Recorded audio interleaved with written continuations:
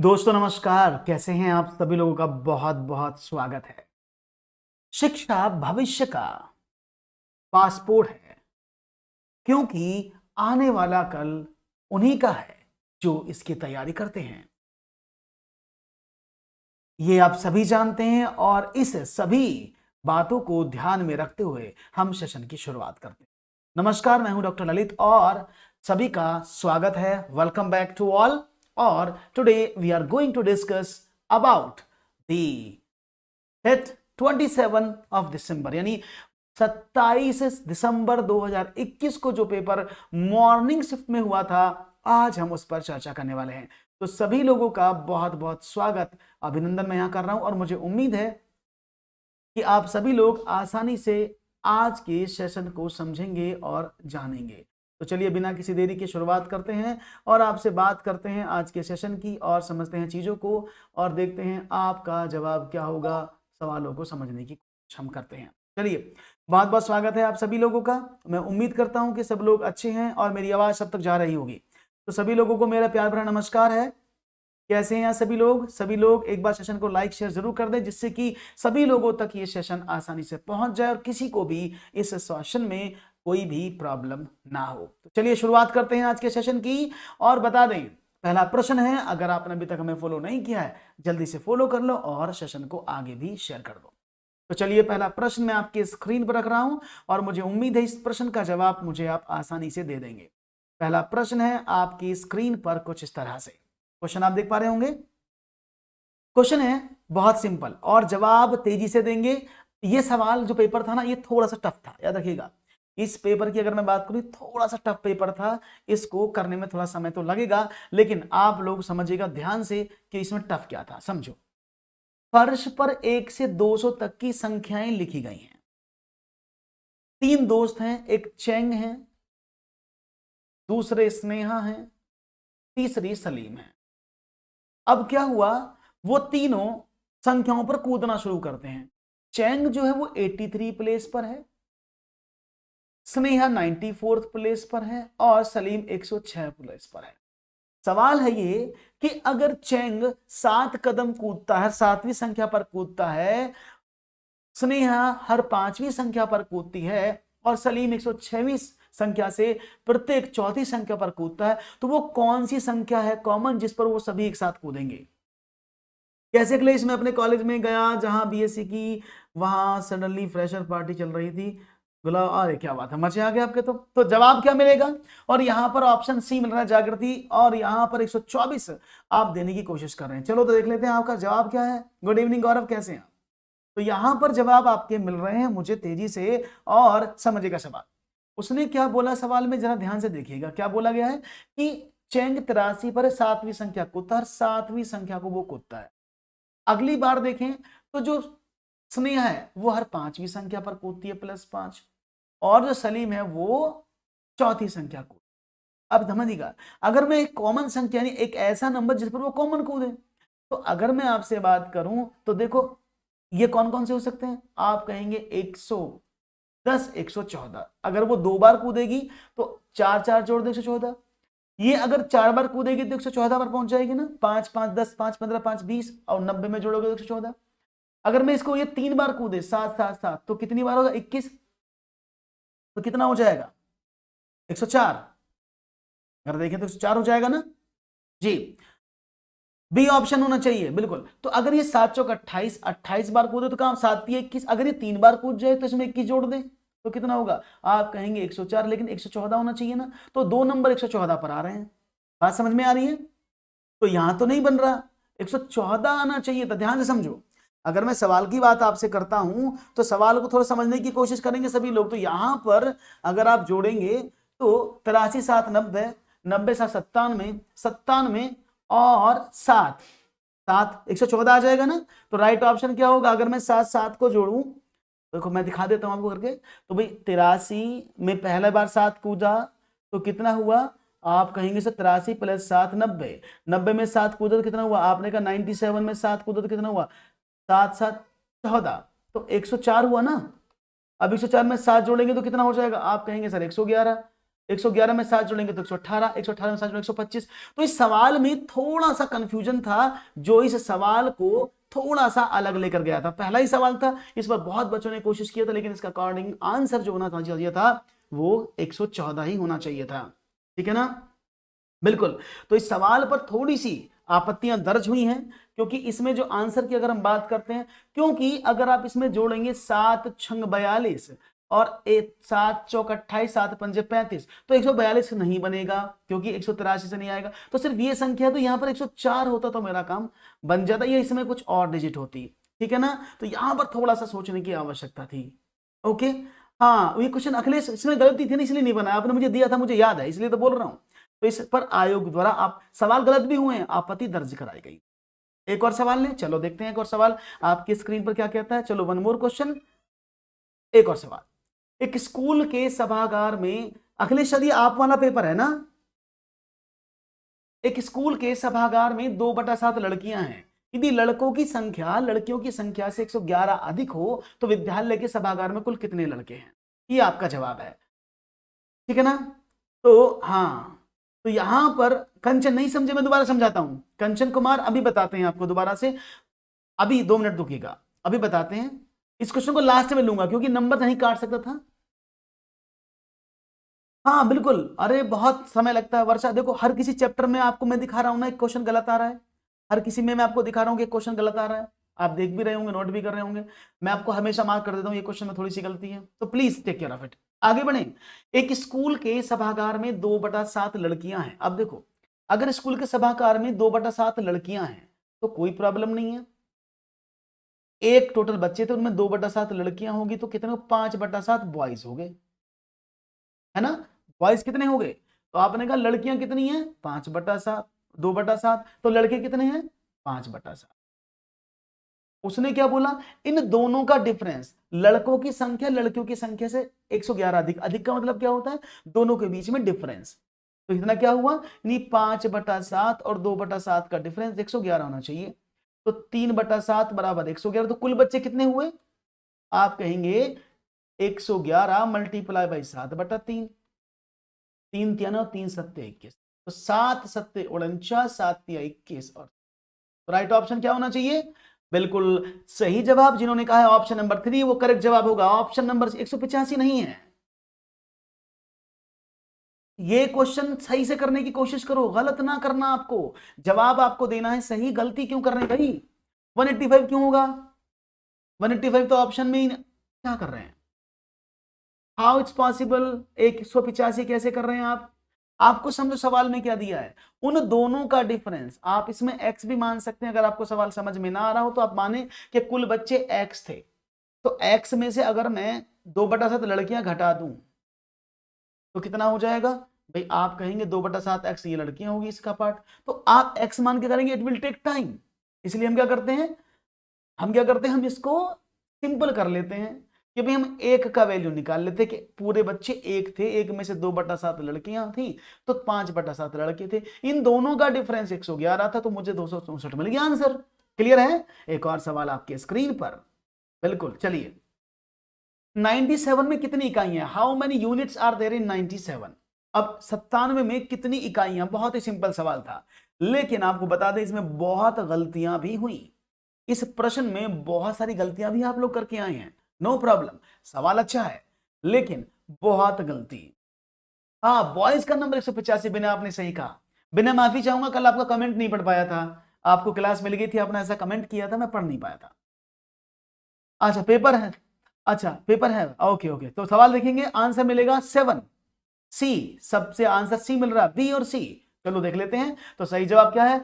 Option number है सी। क्यों? उसने इसमें आपसे इकाई का अंक नहीं पूछा है, अगर वो इकाई का अंक पूछेगा तो 7 है। उसने बोला कितनी यूनिट्स हैं, कितनी इकाइयां हैं, तो 97 में 97 गुणा 1 बराबर 97 इकाई तो होंगी, 7 इकाई के प्लेस पर है। Right option 97। समझो, उसने ये नहीं पूछा है कि उसका यूनिट वैल्यू क्या है, यूनिट प्लेस क्या है, उसने बोला उसमें कितनी इकाई बनेगी। तो अगर आप जोड़े 1 2 3 ऐसे 97 इकाई जोड़ेंगे तो 97 नहीं आएगा।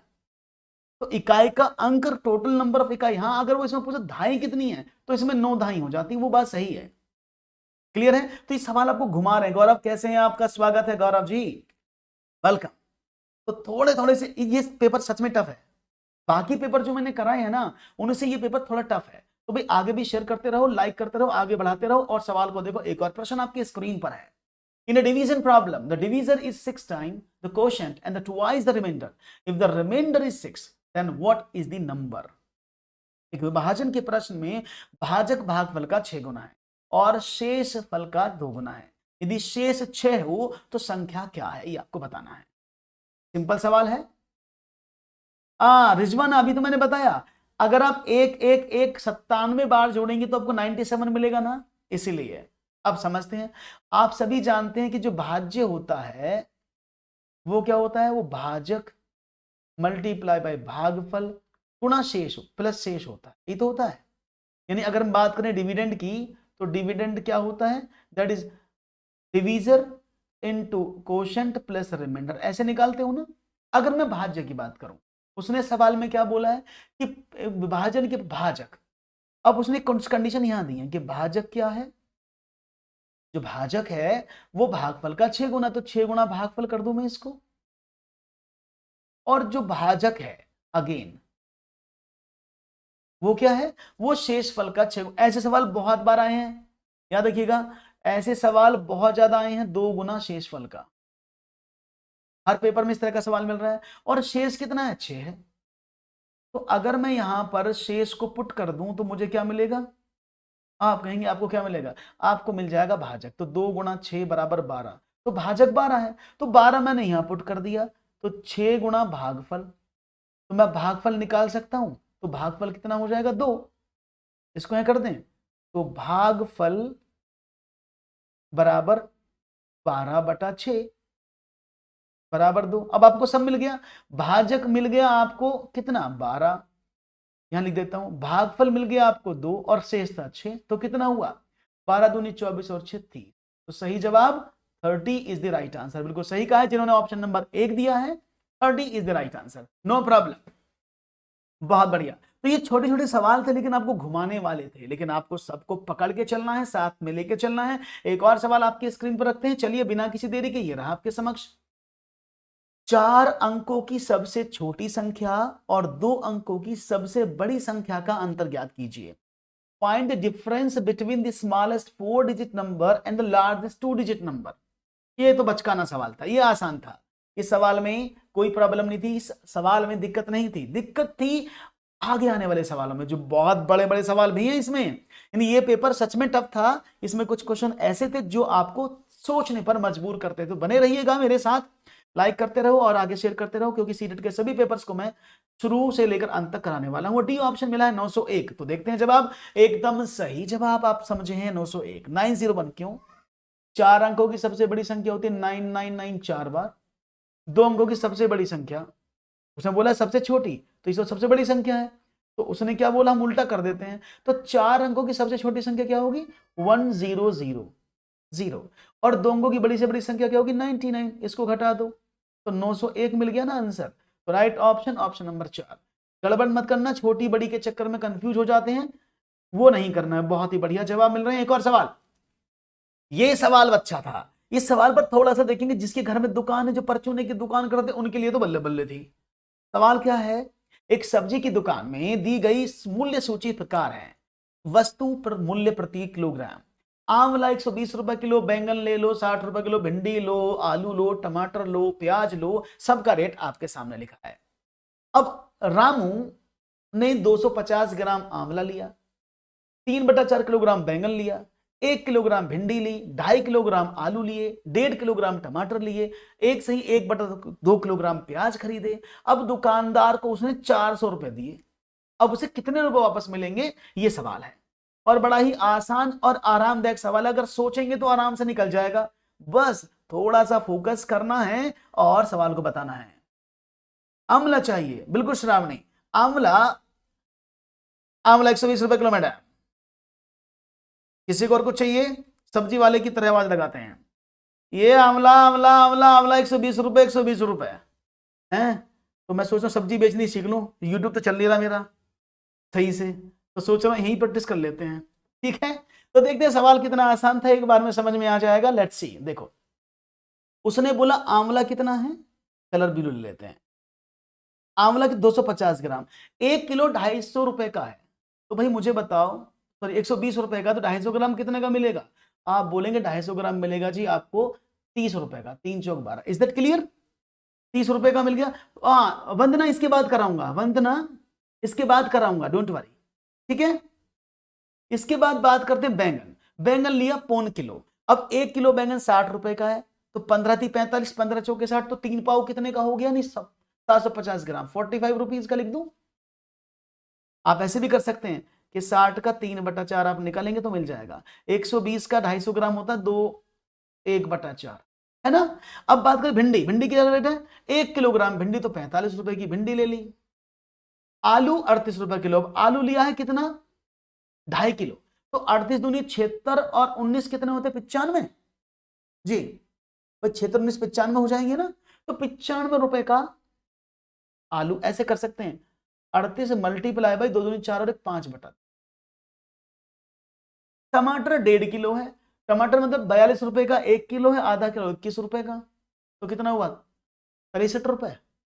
ऐसे लिखोगे ना, तो लिख देते हैं यहां पर। तो 42 गुणा 3/2। प्याज 1.5 किलो ली उसने। अब 1 किलो प्याज 22 रुपए की है, आधा किलो 11 रुपए की, तो कितनी होगी? 33 रुपए की हो गई ना। सबको समझ में आया मैंने कैसे किया है? आप सीधा कर सकते हैं ऐसे कि भाई 22 रुपए किलो प्याज थी और उसने खरीदी 3/2 किलोग्राम। क्लियर है? अगर मैं सबको जोड़ दूं तो कितना मिलेगा? चलो जोड़ के देख लेते हैं। सबको जोड़ें तो 5 5 10 5 15 और 6 21 का एक का हाथ से लगे 2, 4 4 8 3 11 और 9 20 6 26 3 30 और 2 31, 311 रुपए हो गए ना। तो भाई साहब 311 रुपए का सामान हमने परचेज कर लिया। अब 311 रुपए का सामान खरीदा है। अब 400 का नोट उसने उसको दिया, 200 के 2 दिए होंगे, वैसे 400 का नोट नहीं होता है। तो 89 रुपीज हमारे पास बच गए। तो उसने, दुकानदार ने उसको 89 रुपए, ऑप्शन नंबर बी, वापिस दे। क्लियर है? तो आपको कितनी तेजी से आप हिसाब लगाते हैं, यहां वैकल्पिक विधियां काम करती हैं। इसमें सवाल में एक खास बात और थी, इस बाकी सवालों में पैडागोगी को मिक्स किया गया था। इसमें कुछ सवाल पहले कंटेंट के दिए गए थे, उसके बाद पैडागोगी का इंतजामात हुए थे। एक और सवाल ये बहुत खूबसूरत सवाल था। इस सवाल में बहुत लोगों ने गलती की थी इस पेपर में, यानी इस तरह के सवाल भी बनेंगे। ये पैटर्न के विजुअलाइजेशन के सवाल है। इनमें से कौन सा शब्द आधा घुमाने पर भी वही पढ़ा जाएगा? विच of the following word will read the same on half A turn? नहीं, आधा घुमाने पर आप उसको ऐसे ही पढ़ोगे। राइट ऑप्शन सबको पता है। अब ये प्रॉब्लम ये है, पता ये नहीं है कि घुमाएं कैसे। ये तो सबको पता है कि घुमाने पर क्या आएगा, लेकिन पता ये नहीं घुमाएं कैसे। अब समझो आधा टर्न का मतलब क्या है कि अगर जैसे ऐसे लिखा ना, ये इसको देखेंगे तो ये जो SWIMS है, तो अगर मैं इसको ऐसे वर्टिकली घुमाऊं तो ये जब अक्षर ऐसे बदलेगा तो ये S बन जाएगा, ऐसे यहां पर तो ये S बन जाएगा।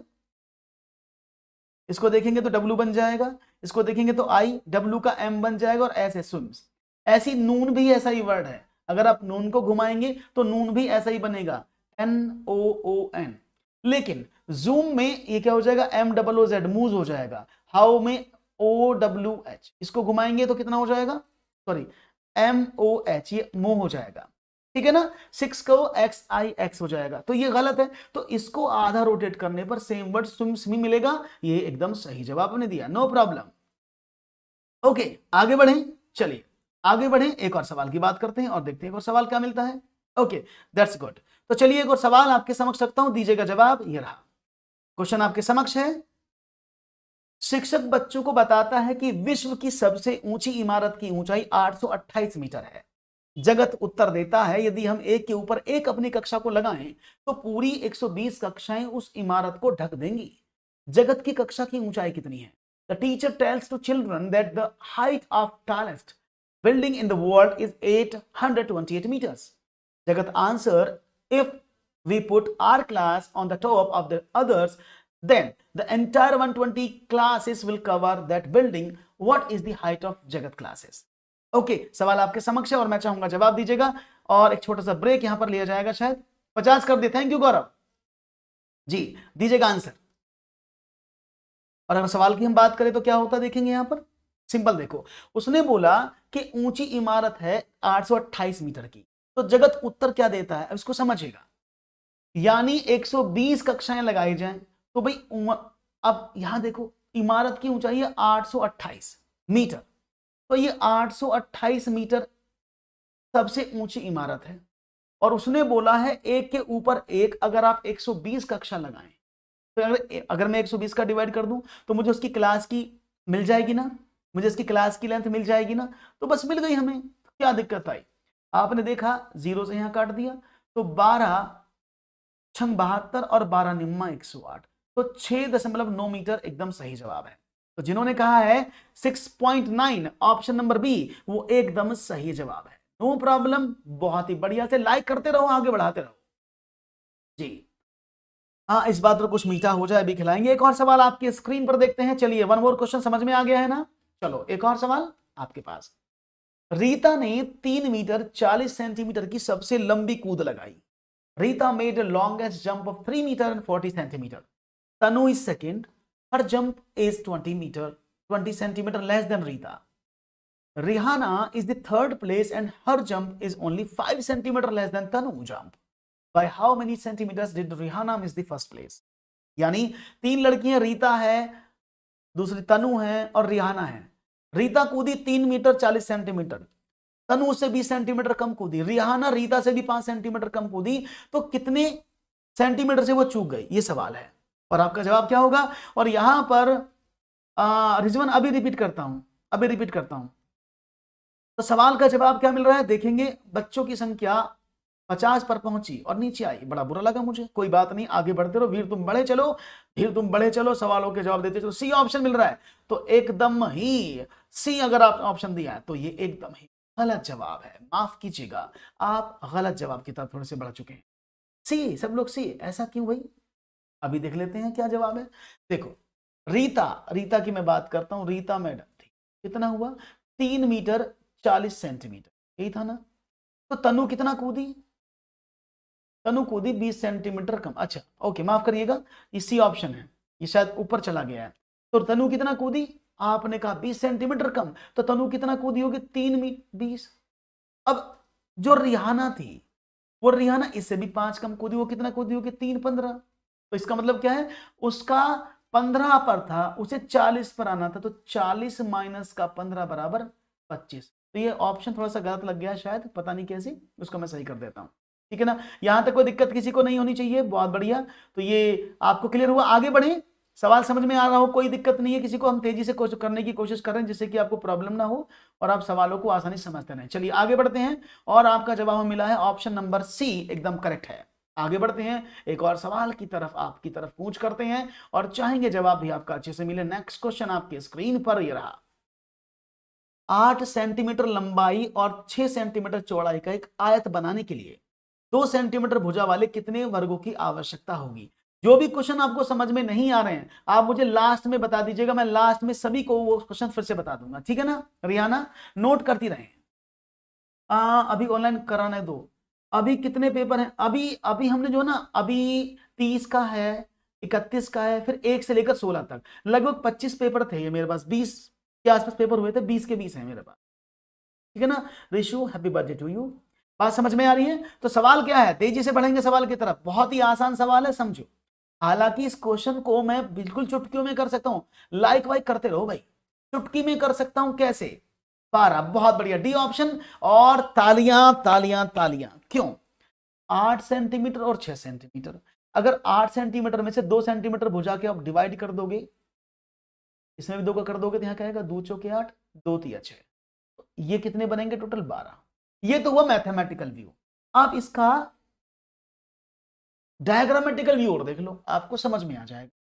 उसने बोला 8 सेंटीमीटर की चौड़ाई है ऐसे, मैंने कहा ये 8 सेंटीमीटर ऐसे है और 6 सेंटीमीटर ऐसे।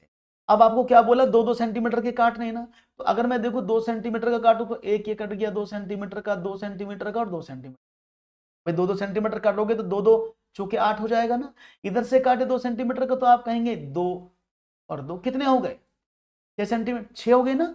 देखो भाई 2-2 के मैंने इधर से काटे तो 3 ब्लॉक बनेंगे, इधर से काटेंगे तो 4 ब्लॉक बनेंगे। टोटल कितने स्क्वायर आपके सामने आ गए?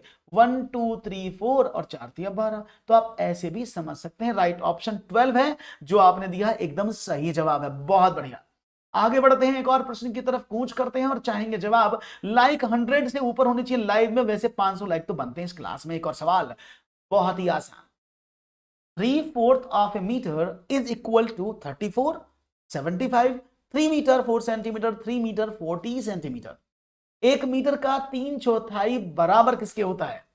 और बड़ा आसान सवाल है, इसको तो आराम से कर देंगे विदाउट एनी डिले। कर दो इस सवाल को फतेह। जागृति आपकी पहली क्लास है। ओके जागृति, आपका स्वागत है। जो लोग भी पहली बार जुड़ रहे हैं उन सबका स्वागत है। आप सभी लोग लाइक कर लीजिएगा और चैनल को सब्सक्राइब करके बेल आइकन प्रेस कर लीजिएगा। सारे पेपर मैं कराऊंगा जितने भी ऑनलाइन हुए हैं। ये आपके लिए बेनिफिट चीज है, जो आपको अगर इनको पढ़ लेंगे ना आप, तो आपको कुछ भी नहीं करना है, सेट पास हो जाएगा। इतना इसमें मिल जाएगा। अब 1 मीटर में होते हैं 100 सेंटीमीटर, ये तो सभी जानते हैं, मेजरमेंट का सवाल था ये। 1 मीटर में 100 सेंटीमीटर का 3/4 3/4 डिवाइड कर दे 25 3 75, 75 सेंटीमीटर। ऑप्शन नंबर बी एकदम करेक्ट जवाब है। जिन्होंने दिया है सही है वो जवाब। No problem, no tension. एक और सवाल तेजी से करेंगे, तेजी से बढ़ेंगे क्योंकि सवाल बहुत सारे हैं। समझिएगा सवाल। एक और सवाल है। रिंकू रोज स्कूल, यानी Rinku uses cycle to reach school every day. If he takes 30 minutes to reach school at the speed of 6 km per hour, then what is the difference between his home and school? 1400 metre. ये paper है 27 दिसंबर 2021 का। उसमें इस paper में थोड़ा सा मुश्किल सवाल पूछे गए थे। देखो मैंने आपको पढ़ाया था ना चाल, दूरी और समय, चाल दूरी और समय। तो बेसिक क्वेश्चन चाल दूरी और समय से भी पूछे जा रहे हैं, तो आप सभी लोग तैयार रहें इस सवाल के लिए। ओके तो देखेंगे आपका जवाब क्या मिलता है। अब सवाल समझो। आप सभी जानते हैं कि अगर मैं बात करता हूं speed is equal to distance upon time होती है, time is equal to distance upon speed होता है, और distance is equal to speed into time. ये तो आप सब जानते हैं ना, चाल बराबर दूरी बटा समय। उसने पूछा है स्कूल का, उसका अंतर डिस्टेंस पूछी है। स्पीड कितनी है? आप कहेंगे 6 किलोमीटर प्रति घंटा, नो प्रॉब्लम। और टाइम कितना है? 13 मिनट। अब यहां ध्यान रखिएगा, स्पीड मेरी किलोमीटर प्रति घंटे में है और वो मिनट में चलता है, तो मुझे स्पीड को मिनट में कन्वर्ट करना पड़ेगा ना, है ना, या इस घंटे को कन्वर्ट करना पड़ेगा मिनट को घंटे में, जिसमें वो चल रहा है। तो मैंने कहा 13 मिनट को मैंने घंटे में कन्वर्ट कर दिया, 13/60। क्लियर है? क्यों किया? क्योंकि मेरी स्पीड किलोमीटर प्रति घंटे में, 1 घंटे में वो 6 किलोमीटर जाता है, तो मिनट को निकालूंगा तो मैंने मिनट को घंटे में बदल दिया। 6 दाई 60, तो 1.3 किलोमीटर हुआ। अब 1 किलोमीटर में 1000 मीटर होते, तो कितना हुआ? 1300 मीटर। और राइट ऑप्शन बिल्कुल सही। अगर आपने डी ऑप्शन का चुनाव किया है तो कोई भी इसमें गलती आपसे नहीं हुई है। सीटेट के लिए आप बहुत कुछ करने की कोशिश कर रहे हैं और वो जारी रहेगी, ऐसा मेरा विश्वास है। और आप तेजी से इन सवालों को आगे लेकर बढ़ते रहेंगे। एक और सवाल, क्योंकि जो सवाल आपको समझ में नहीं आ रहा है, कुछ प्रॉब्लम है, उसको नोट कर लो। लास्ट में 10 मिनट में हम उनको डिस्कस करेंगे और सभी सवालों को फिर से समझा देंगे। ओके, अंत में डाउट ले लेंगे। ये बड़ा खूबसूरत सवाल था। देखो ये सवाल जो है ना बहुत अच्छे थे। अगर मैं कहूं तो इन सवालों को, तो ये these questions are very good, क्योंकि इन सवालों में आपको समझना। देखो ये नंबर सिस्टम से था, कितना खतरनाक क्वेश्चन पूछा। हालांकि खतरनाक नहीं है, लेकिन कैसे पूछा? What is the value of 2 - 2 + 2 - 2 + 2 - 2 up to the n। 0, इसका वैल्यू 0 होगा when n is an even number. अगर n इवन संख्या तो क्या इसका वैल्यू 0 होगा? 2 when n is an even number, अगर इसका वैल्यू 2 होगा अगर संख्या इवन है, नंबर ऑफ टर्म्स इवन है, मतलब नंबर ऑफ टर्म्स इवन है, n means number of term. -2 when n is an odd number, और 0 when n is a odd number. यानी 0 होगा इसका आंसर अगर एक n सम संख्या है, इसका आंसर 2 होगा जब एक n विषम संख्या है, इसका आंसर -2 होगा जब एक n विषम संख्या है, या इसका मान 0 होगा जब n एक विषम संख्या। और राइट ऑप्शन यहां पर आप सब लोगों की तरफ से मुझे बी मिल रहा है। क्या बात है, मुझे कुछ गड़बड़ सी लग रही है, घबराहट सी मुझे हो रही है इस सवाल में। ये घबराहट जो है मेरी सही है कि गलत? भाई बहुत देर से लाइक 39 38 रखे हुए हैं, इनको बढ़ाओ। ये लाइक इतने कम कैसे हैं? इन लाइक को भी बढ़ाते चलो, सवाल बहुत अच्छे आए हैं। और राइट ऑप्शन है, अगर आपने दिया है बी तो आप लोगों का जवाब है एकदम गलत। और जिन्होंने कहा ऑप्शन नंबर ए वो है सही। Right option 1। जिन्होंने ये सोचा है। क्यों, समझो। अब देखो इवन नंबर का मतलब क्या है, मैं 2 में से 2 घटाता हूं, नंबर ऑफ टर्म 2 है ना, तो 0 आ रहा है ना। जब मैं 3 नंबर रखता हूं, फॉर एग्जाम्पल 3 नंबर ले लूं, ऑड नंबर लेता हूं, तो 2 माइनस का 2 प्लस 2, तो कितना आता है, प्लस का 2। अगर मैं 4 नंबर लेता हूं, 2 माइनस का 2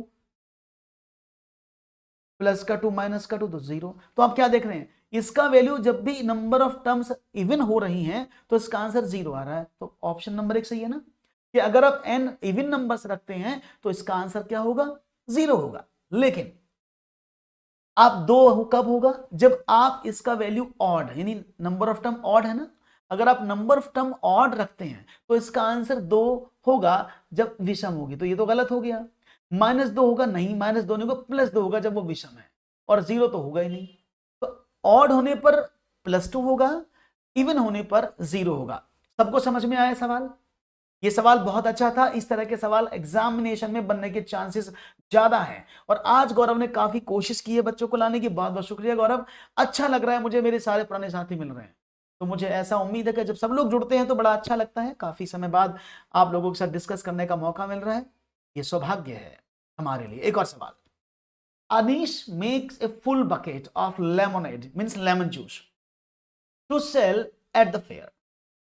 He has a bucket, a small glass and a big glass, which can contain 20 liters, 2500 milliliter, 400 milliliter respectively. Lemonade can come.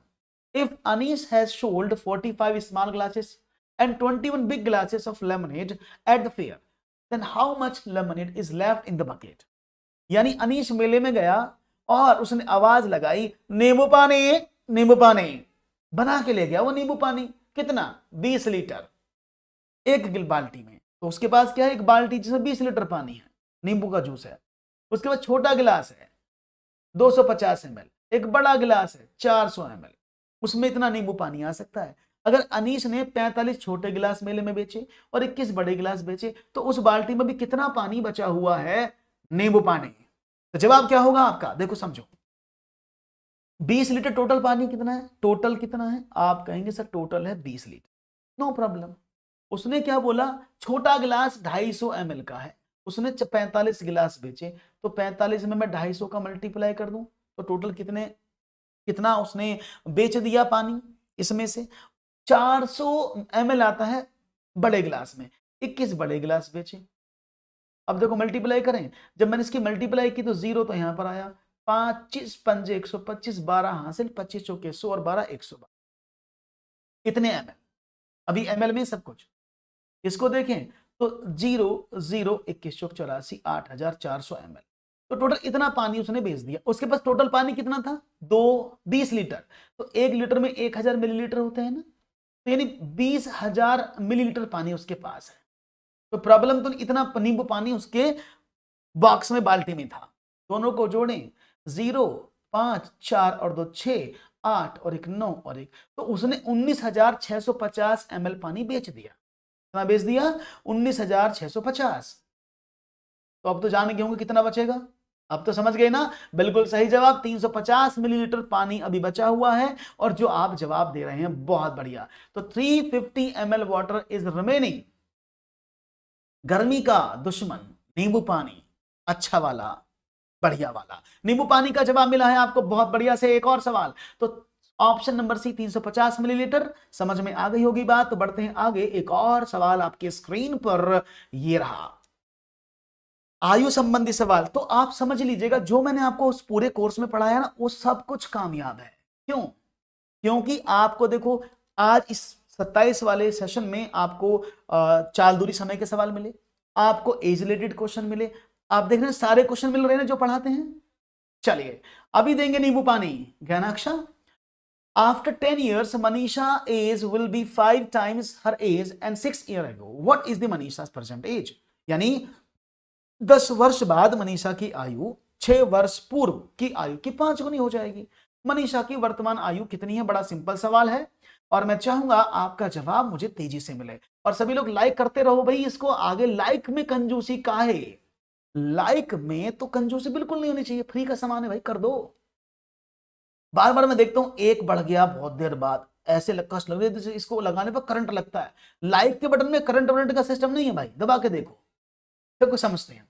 10 वर्ष पूर्व मनीषा की आयु उसकी 6 वर्ष की आयु की 5 गुनी है। अगर मैं उसकी करंट एज, सपोज एग्जांपल मैं एक्स मान लेता हूं कि भाई उसकी जो अभी एज है वो एक्स है, तो उसकी 6 साल पहले कितनी हो जाएगी भाई, एक्स में से 6 कम हो जाएंगे, और उसकी 10 साल बाद कितनी हो जाएगी, आप बोलेंगे 10 बढ़ जाएगी। यही तो है भाई, ये 6 वर्ष पहली आयु, ये 10 बाद की आयु। उसने बोला 5 गुनी है, तो मैं कर दूं, इसका मतलब क्या है, 5 इंटू एक्स माइनस का 6 बराबर एक्स प्लस 10 होना चाहिए। भाई उसकी 5 वर्ष की पहले की जो आयु थी, अगर उसको 5 गुना कर दिया जाए तो वो 10 वर्ष की बाद की आयु के बराबर हो जाती है। तो क्या हुआ, 5x माइनस का 30 बराबर x प्लस का 10। x को इधर ले आए तो 5x माइनस का x बराबर 30 प्लस का 10, यानी 4x इज इक्वल टू 40 और x is equal to 40 upon x is equal to 4 is equal to 10। तो 10 आप ऑप्शन से भी कर सकते थे। देखो अगर 15 में आप आगे 10 जोड़ दो तो 25 साल, 15 में से 6 कम करते हो तो कितना हो, 9, तो 9 चौक 36 होते हैं, 45 होते नहीं बनेगा ना, तो आप ऐसे भी कर सकते थे ऑप्शन से। 10 प्लस 6 जोड़ेंगे तो 16 हो जाएगा 6 वर्ष 10 वर्ष बाद, तो कितनी हो जाएगी 30 साल। इसको जोड़ेंगे कितनी हो जाएगी 4 साल, तो 6 साल 6 पंजे 30, आगे ना समझ में। तो भाई ऑप्शन भी आप कर सकते हैं, भाई क्वेश्चन भी आप कर सकते हैं, नो प्रॉब्लम। एक और सवाल है आपके स्क्रीन पर, चलिए रहा 16वां सवाल देखेंगे। 16वें सवाल की इस प्रश्न को सलाम, और अब चलेगा संग्राम, अब होगी पैडागोगी, क्योंकि पैडागोगी होती है खतरनाक, क्योंकि कंटेंट तो हम गिर पड़ के कर भी लेते हैं, लेकिन पैडागोगी कहां से पूछ ली जाए वो हमेशा आपको पढ़ने से आती है। तो चलो पैडागोगी की शुरुआत हो चुकी है और चाहेंगे इस पैडागोगी में आपका सवाल अच्छा मिले। क्वेश्चन क्या है, पैडागोगी का सवाल है, which of the following statement is correct in the field of knowledge given by Jean पियाजे। जीन पियाजे साहब ने कौन सी चीजें यहां पर बताई। संख्याएं भौतिक ज्ञान में आती हैं क्योंकि बच्चे संख्याओं को वस्तुओं की गणना से संबंधित करके सीखते हैं। बच्चे सामाजिक परंपरागत ज्ञान में आती हैं संख्याएं क्योंकि बच्चे इन्हें वास्तविक दुनिया के अनुभवों से सीखते हैं। संख्याएं तर्क संगत गणित ज्ञान में आती हैं क्योंकि संख्याएं वो संबंध जिनकी रचना बच्चा मन में करता है। संख्याएं सामाजिक सांस्कृतिक ज्ञान में आती है क्योंकि प्रत्येक संस्कृति में संख्याओं को अलग तरीके से दर्शाया जाता है। सारे ही ऑप्शन सही होंगे, ये सारे ऑप्शन करेक्ट हैं, लेकिन आपकी तरफ से आंसर कौन सा बेस्ट है। और यहां पर एक की बात हो रही है, कोई ए बोले कोई बी बोले, लेकिन मैं आपको बता दूं राइट ऑप्शन है ऑप्शन नंबर सी, ना ए ना बी, हो रहा है ऑप्शन नंबर सी। क्यों सही, समझिएगा ध्यान से। गलती हो रही है, हेलो वर्षा आपसे, गलत जवाब था सभी का। क्यों हुई ऐसी गलती, कैसे हो गई ऐसी खता, जो प्रश्न हो गया आपसे बेवफा, समझो। क्यों नहीं समझे आप इस पैडागोगी। जीन पियाजे साहब के अकॉर्डिंग, आप जानते हैं ना, जीन पियाजे साहब ने अपने विकास की, ज्ञानात्मक विकास की, संज्ञानात्मक विकास की 4 अवस्थाएं बताई थी, और उन चारों अवस्थाओं के आधार पर सबसे पहली अवस्था थी गति संवेदी अवस्था, जिसको आप सेंसर स्टेज बोलते हैं। दूसरी थी पूर्व संक्रियात्मक, तीसरी थी मूर्त संक्रियात्मक, चौथी थी अमूर्त संक्रियात्मक। और हर स्टेज में बच्चा पहली स्टेज को पार करके दूसरी स्टेज में एंटर करता है। तो अब हम गणित की बात करते हैं, तो कथनों में से भौतिक ज्ञान में नहीं आती हैं संख्याएं, भौतिक ज्ञान में नहीं आती क्योंकि भौतिक ज्ञान में संख्या की नॉलेज होने के बाद बच्चा वस्तुओं की गणना करना शुरू करता है। जब उसको भौतिक तो ज्ञान जब आएगा ना, उसको 1 2 3 4 कैसे गिनेगा, जब उसको सिखाओगे ना। इसीलिए संख्याएं हमेशा तर्क संगत गणित के ज्ञान में आती हैं, ऐसा पियाजे साहब ने कहा, क्योंकि संख्याएं वो संबंध है जिनकी रचना बच्चे मन में करता है। कितनी ची पेन, कितनी टॉफी लेनी है, मैं तो 3 लूंगा चॉकलेट। अब उसे गिनती बेचना है, लेकिन वो हमेशा उसकी रचना मन में करता है और हमेशा तर्क संगत चीजों को याद रखता है। इस बात का याद रखिएगा। इसीलिए यहां पर देखें, भौतिक ज्ञान, सामाजिक ज्ञान, सांस्कृतिक ज्ञान, संख्याएं ये भौतिक, सामाजिक और सांस्कृतिक ज्ञान में नहीं आती हैं। संख्या गणित का पाठ है मित्रों, और गणित का ज्ञान तार्किक होता है। समझो, पहले सवाल में धराशायी हो गए। अगर ये पेपर आपके पास आया होता तो समझ लो कितना नुकसान हो जाता। एक और सवाल, फिर देखेंगे अगला सवाल। A teacher gives her students cutouts of square measuring different size. She also asked them to draw the square on the graph paper and count the underlined square boxes. Also asked students to establish the relationship between the number of boxes they have, understanding and the length of the side. Which of the following method has been used by the teacher? यानी एक शिक्षिका ने छात्रों को विभिन्न भुजाओं माप वाले वर्गों के कट आउट काट काट के दे दिए, कट कट कट कट। वह उनको ग्राफ पेपर वर्गों की रेखांकित करने और रेखांकित वर्गों के खानों को गिनने के लिए कहती है।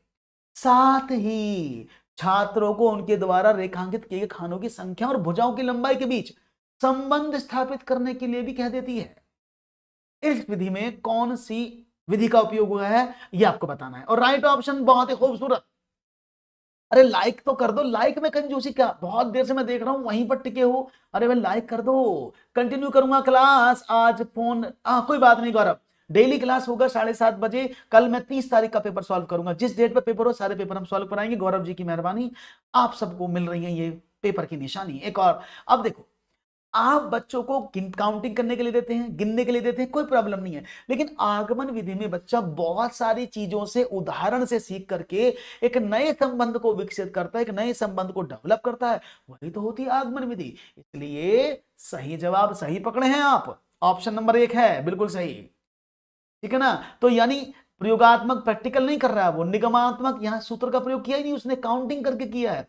और लेक्चर मेथड नो, बच्चा खुद कर रहा है तो लेक्चर मेथड नहीं होगा। ओके, एक और सवाल आपकी स्क्रीन पर। Which one of the following statement is correct about the use of technology in the teaching and learning mathematics? मैं बार बार बोल रहा हूं, इस पेपर में सवाल पेडागोगी के भी बहुत बढ़िया थे, खतरनाक थे, और मैं कंटेंट के भी सवाल थोड़े से बाकी की तुलना में टफ थे, इस बात को याद रखिएगा। तो सवाल क्या है, टीटेड मैथमेटिक्स का सवाल हम लोग आपके पहले कही, हाँ ज्ञानाक्षा मुझे पता है। तो देखेंगे जवाब सवाल क्या मिलता है कि ओके गौरव बाबा, गणित के शिक्षण में अधिगम के बारे में प्रौद्योगिकी मींस टेक्नोलॉजी जो आप यूज करते हैं उसके बारे में आपको कौन सा सही लगता है? प्रौद्योगिकी का उपयोग गणित के अध्यापक के महत्व को कम कर देता है? प्रौद्योगिकी गणित नहीं है, यह केवल गणित को कराने की विधि है। प्रौद्योगिकी एक प्रयोग के कारण छात्र पर्याप्त प्रश्नों का अभ्यास नहीं करेंगे, और टेक्नोलॉजी के उपयोग से गणित में अन्वेषण और खोज के क्षेत्रों का में कमी हो जाती है। और राइट ऑप्शन बिल्कुल डी, आप क्या कह रहे हैं, बहुत बढ़िया, खूबसूरत जवाब दिया है आपने, ऑप्शन नंबर डी एकदम एकदम गलत जवाब, डी ऑप्शन नहीं होगा, सही जवाब है ऑप्शन नंबर 2। समझो मेरे दोस्तों, क्यों? क्योंकि अगर आईटी खोज को कम कर देगी तो हम तो हमेशा आईटी की तरफ बढ़ रहे हैं। तो आईटी के प्रयोग से गणित में जो अन्वेषण क्षमता है, एनालिटिक स्किल्स हैं, वो कम नहीं होते, क्योंकि आईटी का यूज कहां करते हो आप गणित में? आप बताओ, आईटी का यूज कहां करते हो आप बच्चों के सामने स्मार्ट बोर्ड दिखा दोगे, आप स्मार्ट बोर्ड पर उसको चित्र बना के दिखा दोगे, यही तो सिखा सकते हो, इसके अलावा तो कुछ नहीं कर सकते ना। तो जब बच्चे को आप चित्र बना के दिखा दोगे बोर्ड पर, तो वो उसमें अन्वेषण क्षमता कहां खत्म हो जाएंगी। ये आईटी हम गणित में सिर्फ एज ए टूल यूज करते हैं, है ना, एज ए टूल यूज करते हो ना, तो वही तो कर रहे थे। ये गणित नहीं है, सिर्फ गणित को कराने की एक विधि है। और आप कह रहे हैं कि अध्यापक क्यों, भाई आप स्मार्ट बोर्ड लगा दिया आपने आईटी में, तो क्या टीचर की जरूरत नहीं पड़ेगी? पड़ेगी ना पढ़ाने के लिए, टीचर तो क्लियर करेगा ना डाउट्स को। इसलिए टीचर के महत्व कम नहीं करता है। और पर्याप्त प्रश्न का अभ्यास क्यों नहीं करेंगे? क्या आप कोविड में जब आपको आईटी ज्यादा मिला तो क्या आपने अपने क्वेश्चंस को कम करना कर दिया था? क्या आपको जूम पर क्लास नहीं होती थी? होती थी ना। हाँ, तो ध्यान से पढ़िएगा। तो राइट ऑप्शन है ऑप्शन नंबर 2।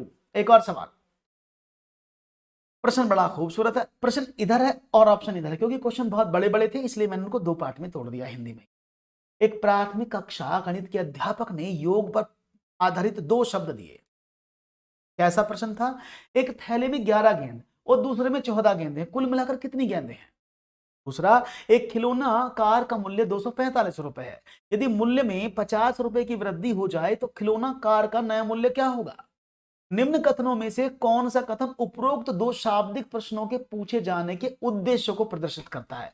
ये कौन सा है जो इस ऑब्जेक्टिव को, एडिशन के ऑब्जेक्टिव को क्लास में बच्चों के सामने प्रेजेंट करता है? ये आपका सवाल है और मेरा वही क्वेश्चन है, वही सवाल है। लाइक कितने? छात्र गणितीय योग की संरचना को समझने में और योग की अवधारणा का उपयोग विभिन्न परिस्थितियों में पहचानने में सक्षम होना चाहिए। छात्र योग और व्यवकलन के शाब्दिक प्रश्नों के बीच अंतर करना सीखते हैं। योग पर दी गई केवल 2 परिस्थितियां ही प्राथमिक स्तर पर योग की संरचना को पढ़ाने के लिए पर्याप्त हैं। क्या ये बात सही है कि आप एडिशन की सिर्फ 2 प्रॉब्लम दे दो, उन्हीं से बच्चा पूरा पास कर जाएगा? गलत, बिल्कुल निहायत ही गलत स्टेटमेंट है। क्या 2 अप्रोच से काम हो जाएगा? नहीं।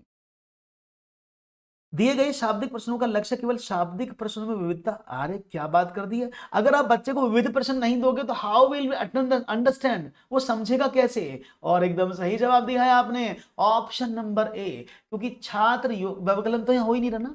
देखो क्या यहाँ घटाव हो रहा है, नहीं हो रहा ना, तो घटाव की तो बात ही नहीं हुई, सिर्फ जोड़ जोड़ की बात हो रही है। इसीलिए स्टूडेंट जो है वो जो एडिशन का स्ट्रक्चर है उसको समझेगा, उस अवधारणा का प्रयोग करेगा और परिस्थितियों को पहचानने में सक्षम होगा। बहुत ही खूबसूरत जवाब। आगे बढ़ते हैं, एक और सवाल। राष्ट्रीय पाठ्यचर्या की रूपरेखा 2005 का विचार है कि विद्यालय में गणित उस स्थिति में होना चाहिए जहां पर, ये मैंने बहुत बार सवाल बढ़ाया हुआ है। The idea of NCF 2005 is that mathematics in school takes place where students are able to solve the questions using paper pencil. The students are studying mathematics with a focus on formulas and procedures. Students are seeing mathematics as a part of their life experiences and present they solve meaningful questions. अब तो पता लग गया होगा, अब मैं क्या पढ़ूंगा आगे। और सही जवाब आपको समझ में आ गया कि छात्र प्रश्नों का हल पेपर पेंसिल तकनीक करने में सक्षम है। क्या ये ऐसा बोलता है एनसीएफ? तो कहता है समझो, पढ़ो, आसपास की चीजों को ढूंढो, आसपास की चीजों से कनेक्ट हो जाओ, क्लास के बाहर की दुनिया से जुड़ो। और ये है ऑप्शन नंबर सी। आधे तो ये सोच रहे होंगे सर जी जब ऐसे सवाल मिलेंगे ना तो घबराइए मत ना आप, हम उन सवालों को लगा देंगे जो सबसे बड़े ऑप्शन है, वो हमेशा अधिकतर सही हो जाते हैं। लेकिन ऐसा हमेशा नहीं होता है, ध्यान रखिएगा। एक और सवाल आपकी स्क्रीन पर है।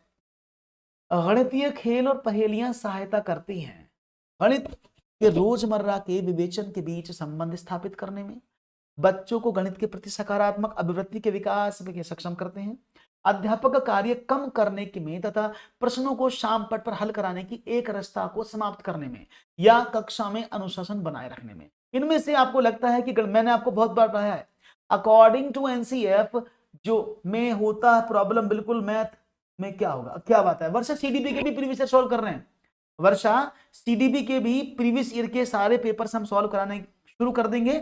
अभी मैडम का 3-4 चैप्टर बचे हैं, सुबह 10 बजे आपको डेली सीडीबी का पेपर भी मिलेगा सॉल्यूशन के लिए, ठीक है ना। तो आप समझ लीजिएगा आराम से। बी ऑप्शन मुझे मिल रहा है यहां पर, तो समझते हैं बी कैसे हुआ। Let's see. देखो गणित के रोजमर्रा, ये तो आप जानते हैं ना, मैथमेटिक की डेली चीजों के साथ आप संबंध स्थापित करें, पहेलियां ऐसी होनी चाहिए। बिल्कुल सही बात है, ये तो सही बात है। बच्चों को गणित के प्रति सकारात्मक अभिवृत्ति में विकास में सक्षम है, लग रहा है सही से है ना। हाँ, क्योंकि बालक की जो पॉजिटिव अप्रोच है मैथमेटिक्स के प्रति, बच्चों की रुचि पैदा करने के लिए तो हम गणित के खेल और पहेलियां कराते हैं। अध्यापक कार्य कम करने, ऐसा किसने कह दिया कि अध्यापक का कार्य कम करो। और कक्षा में अनुशासन पहेली और खेल से नहीं बनता, उससे तो उत्पात मचता है ना। और लाइक क्यों टिके हैं एक जगह में, लाइक इतने सारे होने चाहिए, इतने कम क्यों टिके हैं। तो राइट ऑप्शन क्या होगा, option number 2, first and second. ये लाइक पहले 50 तक तो पहुंचो, मेरे कलेजे में ठंडक पहुंचे, 50 करो इसको जल्दी से। लाइक नहीं हो रहे, मुझे लाइक नहीं दिख रहे हैं आपके भाई, कम से कम 50 तो होने चाहिए। आपकी क्लास में सारे बच्चे हैं और 50 लाइक नहीं मिल रहे मुझे, क्या बात है।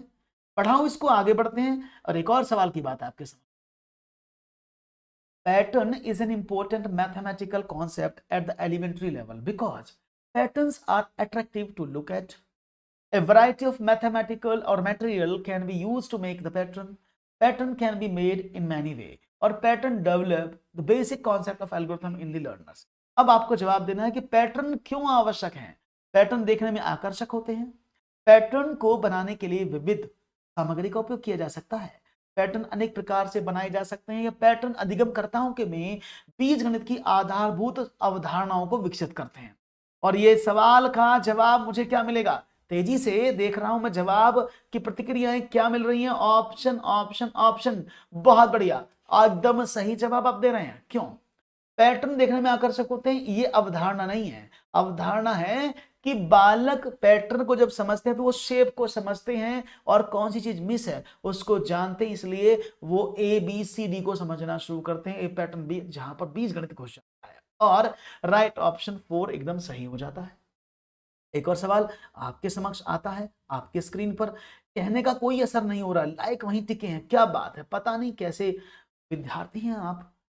चलो मत करो, अच्छा लगे तो करना, मैं नहीं बोलूंगा।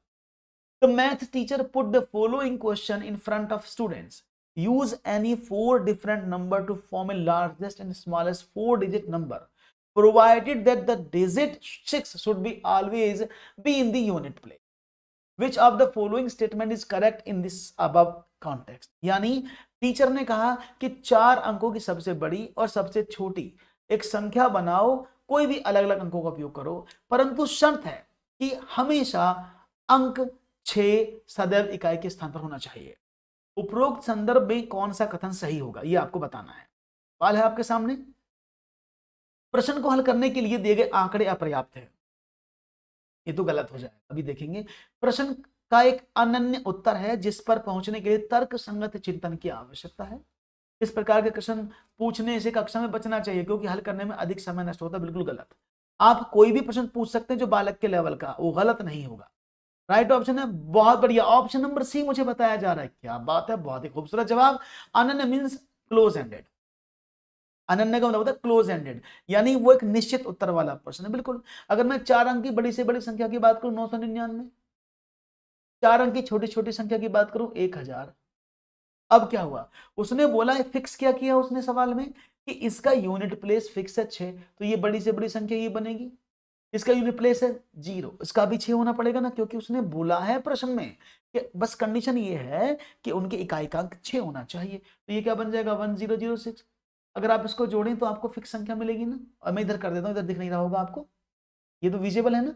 तो अगर मैं देखूं तो इसका संख्या क्या बना 99961006। क्यों? क्योंकि उसने बोला है क्वेश्चन में 6 फिक्स है, तो इससे एक फिक्स्ड आंसर आएगा ना। 6 और 6 12, 9 और 1 10, 9 और 1 10, 9 और 1 10 और 11। तो ये आपके सामने उत्तर आ गया, फिक्स्ड आंसर है ना। इसलिए एक फिक्स्ड आंसर, इस पर सोचने के लिए बच्चों को आवश्यकता होगी तर्क संगत। हाँ, जैसे 6 को फिक्स किया तो क्लोज हो गया। बहुत बढ़िया राजीव। एक और सवाल है आपके स्क्रीन पर आपके पास, दीजिएगा इसका भी जवाब। Writing daily by the students, mathematics is like an instrument of assessment which focus on what? छात्रों द्वारा दैनंदिनी जर्नल लिखना गणित मूल्यांकन के एक उपकरण की तरह है जो केंद्रित है, किस पर वो फोकस करता है? छात्रों को प्रोत्साहित करने पर कि वो गणित के शिक्षण में अधिगम से संबंधित समस्याओं को प्रतिबिंबित करें, कक्षा में छात्रों के सामने आने वाली सामान्य समस्याओं को संबोधित करने पर, छात्रों को गणितीय भाषा में सुधार करने पर, या फिर छात्रों के प्रश्न हल करने के कौशल को सुधारने पर। और ये मैंने बहुत बार बताया है कि छात्रों के प्रश्नों के कौशल को सुधारने वाली ऐसी कोई चीज नहीं है। बच्चे को जब मैथमेटाइजेशन आ जाएगा तो वो अपने आप कर लेगा, हमारा फोकस इस पर नहीं होता है। गणित की भाषा सुधारने के लिए आपको लिखने की आवश्यकता नहीं है। Mathematical communication always flow with the logics only. तो सही जवाब आपको मिल गया ना, एकदम सही जवाब है ऑप्शन नंबर ए जिन्होंने दिया है।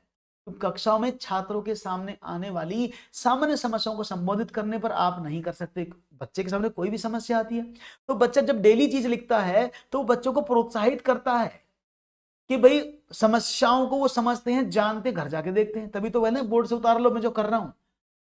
हाँ, बहुत बढ़िया। एक और सवाल। An elementary school mathematics teacher decided to make unit plan on geometry figures. He wrote the following expanded learning outcomes. A. Recognize different shapes, distinguish between different figures, identifying sides, angle and vertices of figure. At which of the level of one है? भाई ऐसा कैसे हो जाए कि आपको paper Miller one है लेना है? ऐसा हो सकता है? अब तक जितने भी पेपर हुए हैं सभी में वॉन हेले साहब आए हैं ना, तो वॉन हेले साहब यहां पर भी आए हैं। सर आप अब नहीं क्लास पूरी 30 क्वेश्चन होंगी वर्षा। देखो 30 क्वेश्चन है, 5 क्वेश्चन और बचे हैं, मैं तेजी से करा रहा हूं क्योंकि 30 क्वेश्चन तो करने ही पड़ेंगे, मजबूरी है, क्योंकि पेपर में 30 क्वेश्चन आए थे। ठीक है ना, आप बाद में देख लीजिएगा, कोई प्रॉब्लम नहीं है, लेकिन मुझे 30 करने पड़ेंगे क्योंकि मैंने ऑलरेडी प्रॉमिस किया हुआ है, समझो। और राइट ऑप्शन मिला है आपका एकदम सही, जिन्होंने कहा है ऑप्शन नंबर 4 वो विश्लेषण एकदम सही जवाब। क्यों? विविध आकृतियों की पहचान, आकृतियों की पहचान विजुअलाइजेशन पहले लेवल पर होती है, level number 0। According to one हेले साहब टोटल मिलाकर कितने लेवल हैं? 5 लेवल है। लेवल दृष्टिकोण 0 पर होता है, स्वयं सिद्धि लेवल नंबर 4 होता है, निगमन होता है लेवल नंबर 3, विश्लेषण नंबर 1। इसमें एक लेवल गायब है जिसको बोलते हैं संबंध, लेवल नंबर 2, जिसको आप अनौपचारिक निगमन भी कहते हैं। आकृतियों के बीच अंतर बताना वो किस में आता है? विश्लेषण में।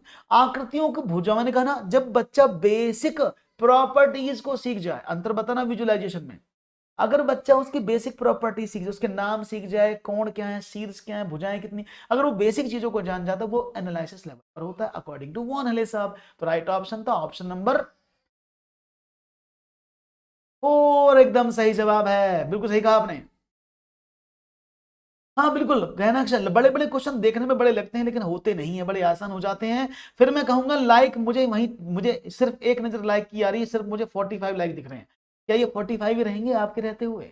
एक और सवाल, विच of the following is the last step of development of number sense. अब ये सवाल बहुत अच्छा था।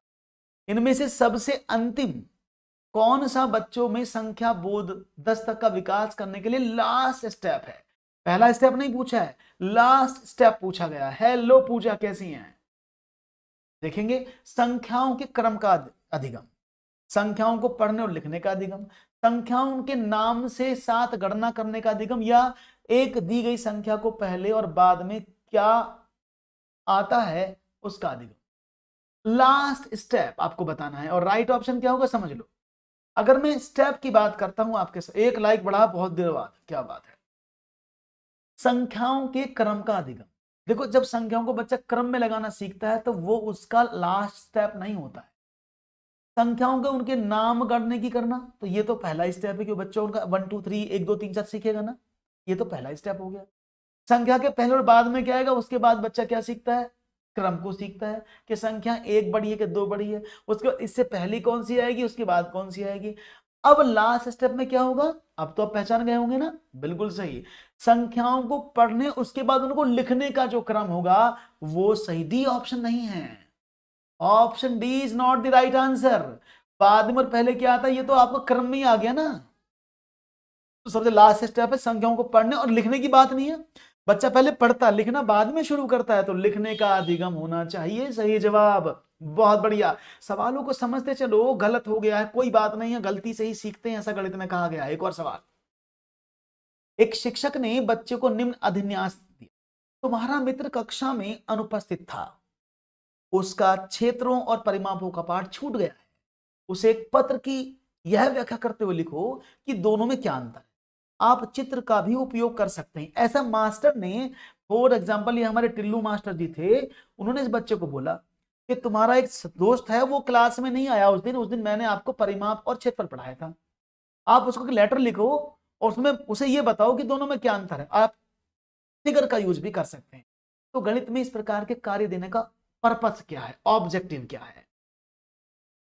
बफरिंग नहीं हो रहा है तो क्या है इसका ऑब्जेक्टिव, पढ़ाई गई अवधारणा के बारे में बच्चों की समझ को जानना, अनुपस्थित विद्यार्थियों को उसके छूटे हुए कार्यों के लिए सहायता देना, छात्रों को यह सिखाना कि पत्र कैसे लिखा जाता है, छात्र के गणितीय संचरण में वृद्धि करना। अब ये आपके सामने, ये सवाल बहुत ही ज्यादा परेशानात्मक होते हैं, ये सवाल बहुत परेशान करते हैं आप लोगों को, क्योंकि इन सवालों में आपको पढ़ना पड़ता, फिर दो ऑप्शन दिए होते हैं उनको ढूंढना पड़ता है, तो ये आपके जो मानसिक मंथन है उसको ज्यादा कराते हैं। और सवाल क्या मिलेगा, option number B is not the right answer मेरे दोस्तों, राइट ऑप्शन सी है। बहुत बढ़िया, को पता है क्यों, क्योंकि पढ़ाई की अवधारणा के, भाई आप जब बच्चे को लेटर लिखने के लिए बोलोगे बोले लिख इसमें, तो जो उसने सीखा होगा कॉन्सेप्ट वही तो लिखेगा, ये जान सकते हैं विद्यार्थी। अब ये कोई भी रूल नहीं है कि टीचर क्लास में बच्चा नहीं आया, वो एब्सेंट है तो उसके लिए आप कुछ लिखवाएं, उसका प्रयोजन नहीं है। छात्र को लेटर लिखना सिखाया भाषा में जाता है, आप हिंदी भाषा की बात करें या अंग्रेजी भाषा की बात करें, लेकिन इसके माध्यम से बालक गणितीय मैथमेटिकल कम्युनिकेशन सीख जाएगा। तो यानी फर्स्ट और फोर्थ ऑप्शन दोनों सही हैं, इसलिए ऑप्शन नंबर 3 जिन्होंने कहा है वो एकदम सही जवाब। एक और सवाल आपके स्क्रीन पर आपके पास है। अब ये सवाल इधर लिखा है 28 में, क्योंकि सवाल बहुत बड़े बड़े हैं ना, इसलिए मैं यहां पर आपको लिखकर बता रहा हूं। एक ही स्क्रीन पर सवाल 28 इधर से लिखा है, क्योंकि फिर वो इधर होके मैं दिखता नहीं। व्यवकलन की एक समस्या, व्यवकलन का मतलब होता है सबट्रैक्शन, घटाव, घटाव की एक समस्या 400 - 45 के सामने रखने पर एक विद्यार्थी ने कहा यदि ये 40 होता ना तो इसका उत्तर 60 होगा, परंतु यह 45 है इसलिए इसका उत्तर 55, 155, 255, 355, ये 355 होगा। बच्चे ने ऐसा करके दिखाया, इसलिए 400 - 45 बराबर 355 होगा। विद्यार्थी द्वारा दिए गए प्रयुक्त युक्ति के लिए निम्न में से कौन सा कथन सही है? इनमें से कौन सा स्टेटमेंट सही लगता है आपको? सीमा, मैं बहुत फास्ट कर रहा हूं, इससे फास्ट क्या करूं? आप जल्दी से 50 लाइक करवा दो, छोड़ दूंगा। चलो ऐसा कुछ नहीं है, अभी खत्म करने वाले हैं। यह युक्ति गलत है क्योंकि ऐसी समस्याओं को हल करने के लिए केवल मानक व्यवकलन करने की वांछनीय है। गलत, युक्ति गलत हो ही नहीं सकती। क्यों? क्योंकि बालक कौन सी चीज का प्रयोग कर रहा है आप जान रहे हैं ना? बालक जाने कौन सी चीज का प्रयोग कर रहे हैं? बालक यहां पर इसको बोलते हैं अनौपचारिक विधि, औपचारिक कलन विधि। जानते हैं ना, जैसे फल वाला सब्जी बेचता, फल वाला हिसाब लगाता है। कुछ याद आ रहा है ना? तो ये कौन सी विधि है? बिल्कुल है। माय गॉड, गलत जवाब लगा दिया। गलत नहीं है ये, माफ करिएगा, ये ऊपर लग गया निशान।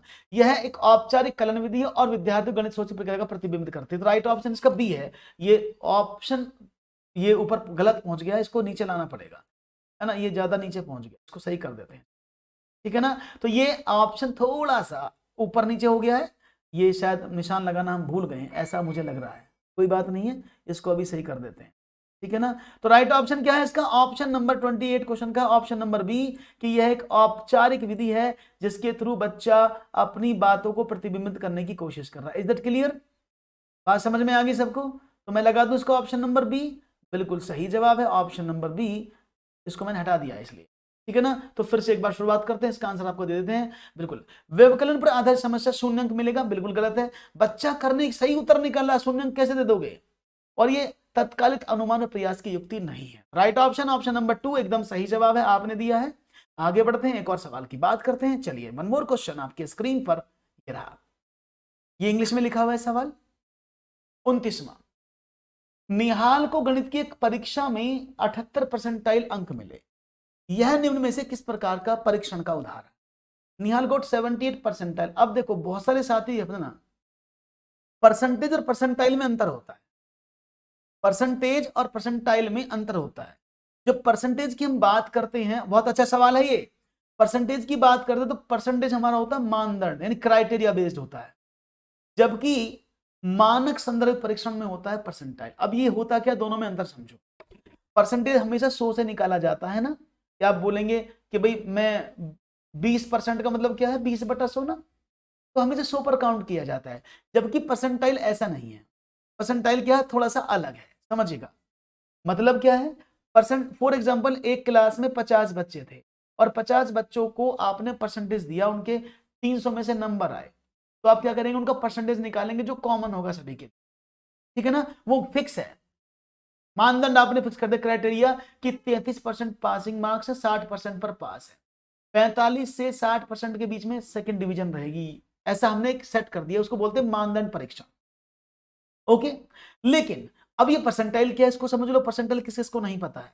परसेंटाइल का मतलब होता है कि जैसे 50 बच्चे, आपने देखा होगा ना कैट में परसेंटाइल चलता है कि उसको 99 परसेंटाइल आया, उसको 100 परसेंटाइल आया, आप जानते हैं ना ऐसा? तो वो क्यों आता है? परसेंटेज नहीं होता। परसेंटाइल का मतलब क्या है कि 50 बच्चे परीक्षा में बैठे, मैक्सिमम मार्क्स जो थे वो सपोज करते हैं 75 थे, मैक्सिमम मार्क्स 100 थे, फॉर एग्जाम्पल 100 मार्क्स का पेपर था, इसमें से जिसने टॉप किया, उस टॉप वाले बच्चे के फॉर एग्जांपल 80 नंबर आए, तो अब बच्चों को हाईएस्ट नंबर 80 है ना, तो उस बच्चे के साथ ही सबका परसेंटाइल कैलकुलेट होगा, यानी 80% को सबसे ज्यादा 100 परसेंटाइल मान लिया जाएगा।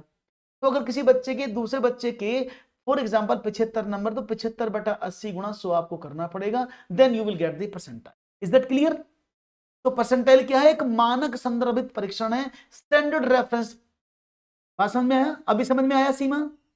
परसेंटेज में क्या होता है, हम फिक्स करते हैं 20 पर निकालेंगे, 100 पर निकालेंगे, लेकिन परसेंटाइल का मतलब क्या होता है, फॉर एग्जांपल आपने परीक्षा दी, इसको समझ लो सब लोग, आपने परीक्षा दी, फॉर एग्जांपल आप सब पेपर देने जाते सीटेट का, सीटेट में आपका परसेंटेज कितना हुआ, वो क्या होता है, मानदंड है कि आपका 60% आ गया तो आप पास हो जाएंगे, दैट इज क्राइटेरिया रेफरेंस। लेकिन परसेंटाइल कैसे निकालेंगे?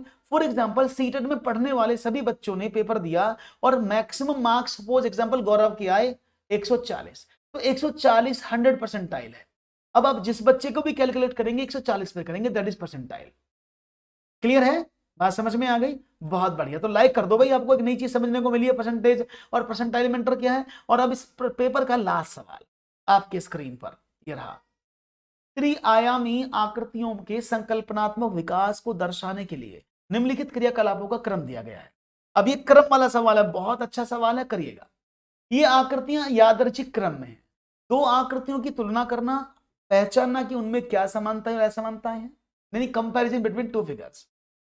खेलने वाली चिकनी मिट्टी से त्रिआयामी आकृति की रचना करना, जाल के प्रयोग से आकृति बनाना, मतलब नेट का प्रयोग करके आकृति बनाना, और ज्यामितीय उपकरणों जैसे कि प्रकार, रेखनी, कलर के प्रयोग से आकृति की रचना करना। अब यहां पर चारों ऑप्शन है। बहुत सारे बच्चे बोलेंगे सर जाल क्या है? अब ये जाल वो नहीं है कि आपने मछली वाला जाल से आकृति बना दी। जाल का मतलब वो नहीं है, समझ रहे ना? जाल इज डिफरेंट। जाल क्या, पहले मैं आपको जाल ही बता देता हूं। आप लोगों में से कितने को जाल नहीं पता है, मैं बता देता हूं। आप मेरे सामने एक फिगर देखेंगे अभी मेरी क्लास में, इसका आंसर तो सेकंड है, जल्दी करूंगा। ये आपके सामने एक आकृति दिख रही है। तो नेट का मतलब क्या, आपके पास एक आकृति है, उसके फ्रेम्स दिए हुए हैं, आप इन फ्रेम को कनेक्ट करके कैसी आकृति बना सकते हो। जैसे मैंने कहा मेरे सामने 6 ये शेप थी, ये इसका स्ट्रक्चर है, इसको जोड़कर मैं एक घनाभ बना रहा हूं। तो दिए हुए स्ट्रक्चर के आधार पर किसी 3D शेप की रचना करना, वही है नेट का प्रयोग करके। नेट मींस स्ट्रक्चर आपको दिया हो। Is that clear? याद रहेगा? भूलेंगे तो नहीं इसको? हाँ जी, भूलेंगे तो नहीं? पक्का याद रहेगा नेट का मतलब? तो मतलब क्या है सवाल का, नेट का समझ में आया आपको? बहुत बढ़िया। अब समझते हैं। सबसे पहले क्या आएगा, बच्चा खेलने वाली चिकनी मिट्टी से त्रिमी आकृति की रचना करे। क्योंकि बच्चा खेलने वाली चीजों को छूता है, मूर्त वस्तुओं को पकड़ता है, तो मूर्त चीजों को वो ले लेगा। उसके बाद वो दो आकृतियों में डिफरेंस निकालेगा। उसके बाद वो नेट यानी जो हमें स्ट्रक्चर दिए हैं उससे आकृति बनाएगा, और बाद में वो प्रकार, रेखनी, पैर का प्रयोग करके आकृतियों की रचना करना शुरू कर देगा, जिसको आप निर्मेय और परिमेय बोलते हो। इसलिए इसका जवाब था ऑप्शन नंबर 1। बात समझ में आ गई सबको? कोई प्रॉब्लम तो नहीं है? और अगर आपको सेशन अच्छा लगा तो कल मैं 30 तारीख का सेशन कराऊंगा, ठीक है ना? कल हम 30 तारीख का सेशन कराएंगे। 30 ऑफ दिसंबर को जो पेपर हुआ था, कल 7:30 बजे वो होगा। अगर आपको सेशन अच्छा लगा है तो अपने दोस्तों को बताइए, लाइए, और सभी सीटेट के पेपर को मैं सॉल्व करूंगा। तो दीजिएगा इजाजत, बहुत बहुत धन्यवाद।